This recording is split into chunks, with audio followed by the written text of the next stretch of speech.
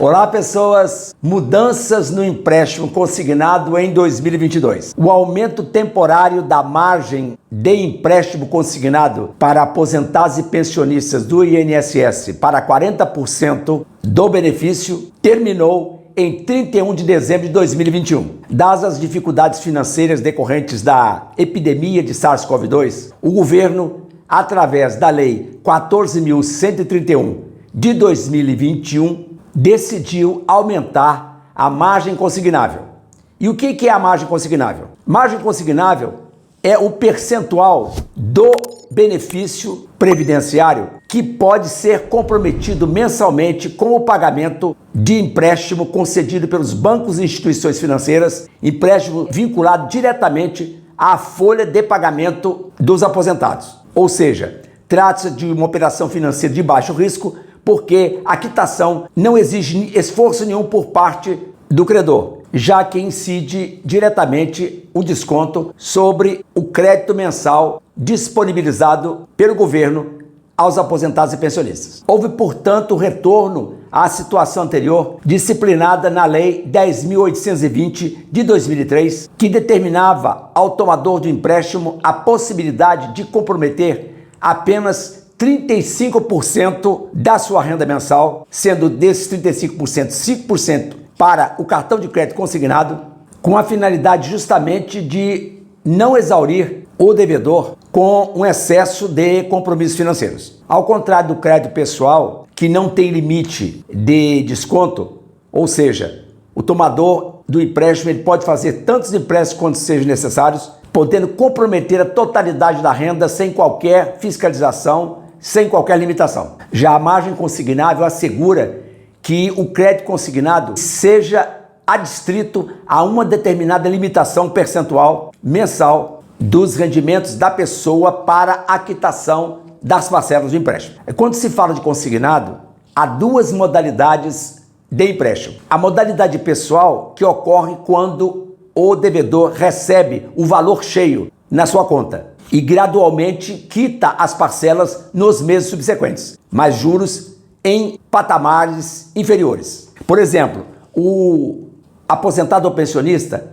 decide comprar um fogão novo, digamos um fogão de R$2.000. Então ele pede emprestados R$2.000 e ao longo dos meses ele vai quitando este valor. Pela situação nova de 2022, com a perda da validade da Lei 14.131, o prazo para quitar esses R$2.000 foi reduzido de 84 meses, ou seja, 7 anos, para 72 meses, ou seja, 6 anos. A outra modalidade de empréstimo consignado é o cartão de crédito consignado, que tem as mesmas características do cartão de crédito comum, com a diferença de que o pagamento ele é efetuado diretamente na folha do aposentado ou pensionista. O limite da margem dos cartões de crédito consignado também sofreu redução. A partir de 1º de janeiro de 2022, passou a ser de 1,4 vezes o valor mensal do benefício. Assim, se a pessoa receber, por exemplo, R$3.000 por mês, o limite do cartão de crédito passa a ser R$4.200. Evidente que o juro do cartão de crédito consignado, e isso não é esclarecido pelos bancos, é superior ao juro incidente sobre o valor do próprio empréstimo. As mudanças no crédito consignado em 2022 também atingem o número de empréstimos permitidos dentro da margem consignável. Até 31 de dezembro de 2021, os beneficiários da Previdência podiam contratar até 9 empréstimos e a partir do mês de janeiro de 2022, esse limite recuou para 6 empréstimos dentro da margem consignável. Até 31 de dezembro de 2021, os trabalhadores podiam solicitar uma moratória do pagamento por até 120 dias. Agora, com as novas regras, a partir de 1º de janeiro de 2022, essa possibilidade deixou de existir. Evidentemente, poderá ser ofertada pelos bancos e pelas instituições financeiras, mas evidentemente com o devido custo para o tomador do empréstimo, como taxa de serviço e a própria taxa de juros aplicada. Agora, é preciso dizer que o empréstimo consignado tem uma importância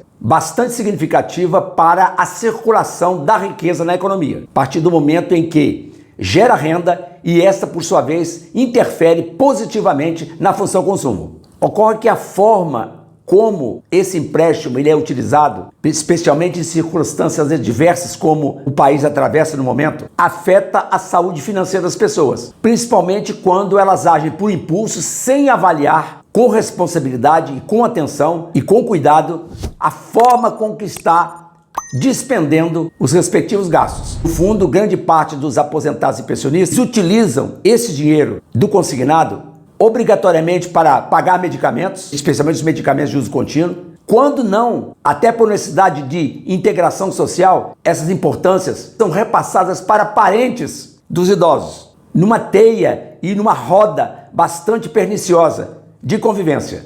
Ou seja, os idosos sendo maliciosamente expoliados pela parentada. Além deste aspecto social importantíssimo, ainda tem a destacar a atuação de quadrilhas que agem entrando na conta dos segurados de maneira ilícita, fazendo empréstimo, inclusive com falsificação de assinaturas. E esse comportamento se dá até mesmo por parte dos agentes financeiros. Quer dizer, aparecem contratos assinados fraudulentamente, dinheiros são disponibilizados em contas sem que o segurado tenha feito qualquer solicitação, e ele até pensa, quando vê aquele dinheiro a mais de crédito, que é algo que o governo tenha colocado em seu favor, decorrente de alguma diferença, e gasta na maior inocência aquele dinheiro. E depois a conta chega pesada. Quer dizer, o dinheiro é jogado na conta e o segurado, até por inocência e ingenuidade, sai a gastar esse dinheiro sem o mínimo cuidado. E essa forma de atuar tem a sua condenação no Código de Defesa do Consumidor, particularmente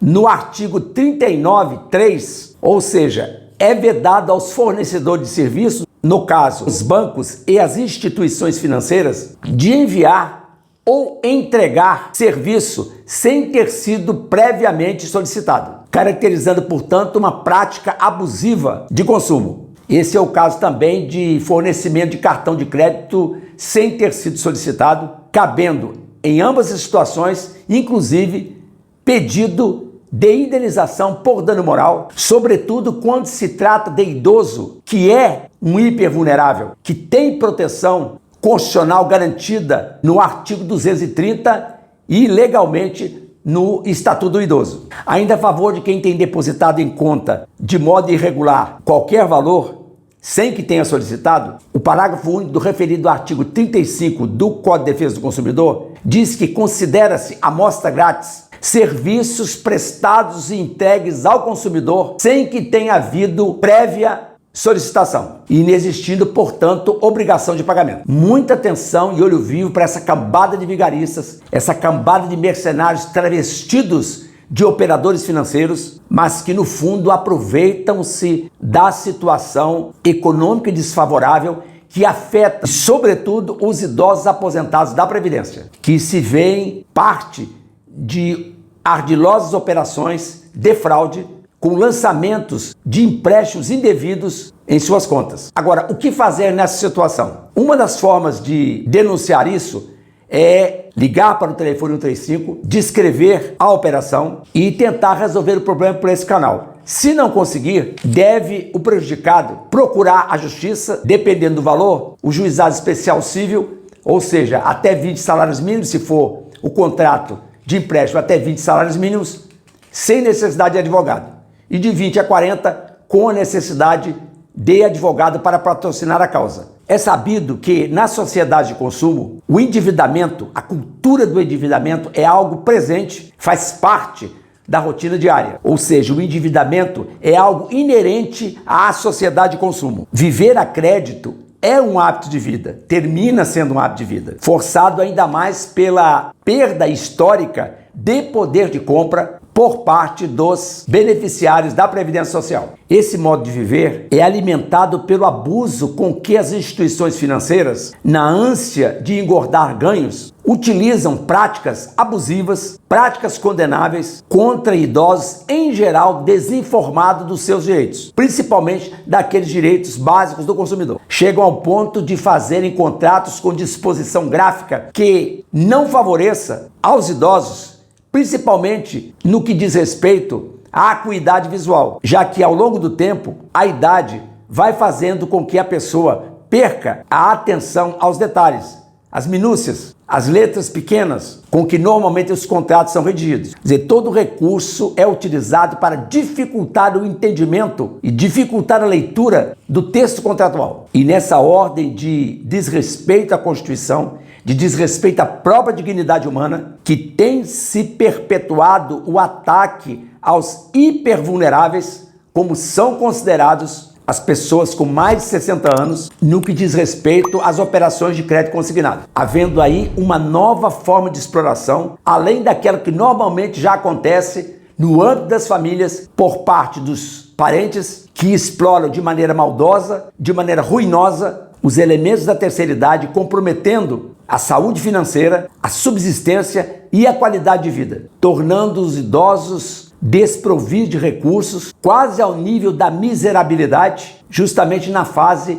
em que mais se necessita de apoio. Acompanhar histórias que se desenrolam nesse campo, pelo qual transitam formas indevidas de aceitação social. É mergulhar em dramas doloridos, em muito sofrimento, em tristeza profunda, dentro do que se constitui numa cultura de espoliação, numa conduta cada vez mais recorrente e mais perto de nós. Esse foi o Soletrando de hoje. Dê o seu like, compartilhe esse vídeo, ajude esse canal, deixe o seu comentário aqui embaixo. Tchau!